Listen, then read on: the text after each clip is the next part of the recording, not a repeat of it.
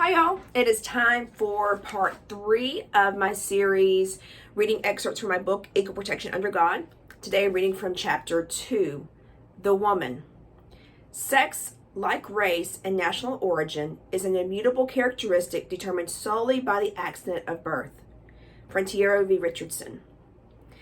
Despite King David declaring in Psalm 139:14 that we are fearfully and wonderfully made, the stigma of inferiority for women dates back to the beginning of creation.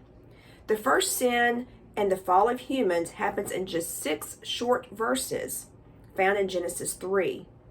Though the Protestant Bible contains thousands of verses, these 6 verses change the course of humanity, separating God from the humans he created and setting humans on a course of destruction of lives, relationships, and the harmony God originally designed for us. It is within these 6 verses that the first parents disobeyed God's command, sinned, and incurred the consequences of their sin for all generations.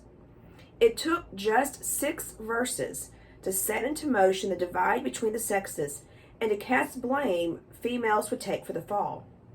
It was Eve's fault for eating the fruit. It was Eve's fault that sin entered the world, and all of the subsequent consequences. It was the woman. The consequences for Eve and her daughters have been severe. The serpent, in the story of the fall, with what I imagine to be a sly smile and side glance, assures Eve she won't die.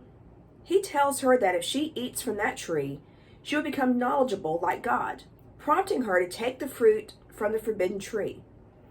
After eating some of the fruit and not dying, she then gives some to Adam, who was with her, and he ate.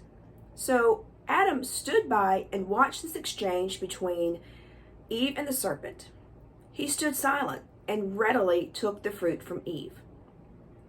I think the first eye roll in history probably happened when God confronted Adam and Eve for the sin, and Adam pointed the finger at Eve, knowing the whole time he stood by and stood silent with her.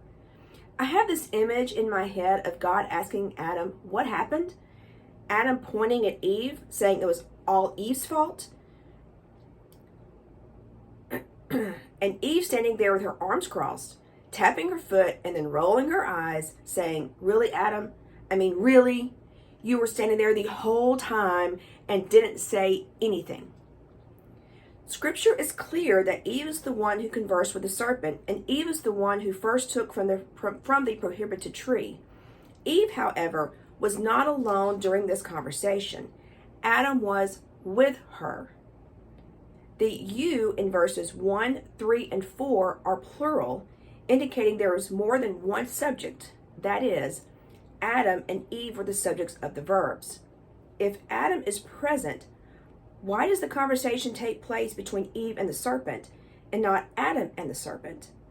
That is, why is Eve the one targeted and tempted? And why does Adam remain silent? Adam was weak. Maybe he was scared as well.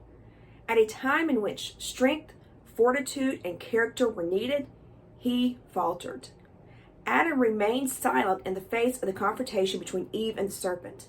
He said nothing as the serpent questioned the character of God and misrepresented God's words. Women have been labeled as inferior and easily deceived because of this interaction with the serpent. Those labels remained for centuries. Men, however, have not been labeled for the characteristics displayed by Adam during that same encounter.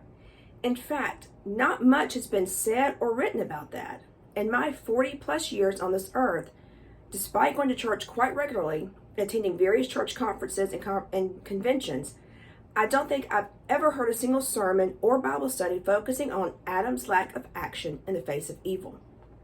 So for those men who insist on looking back to the fall and blaming Eve for being deceived by the serpent, bringing about all the consequences we've suffered, then I will insist on those men remaining silent in keeping with the man's role at the moment in which the male voice would have been most beneficial and impactful.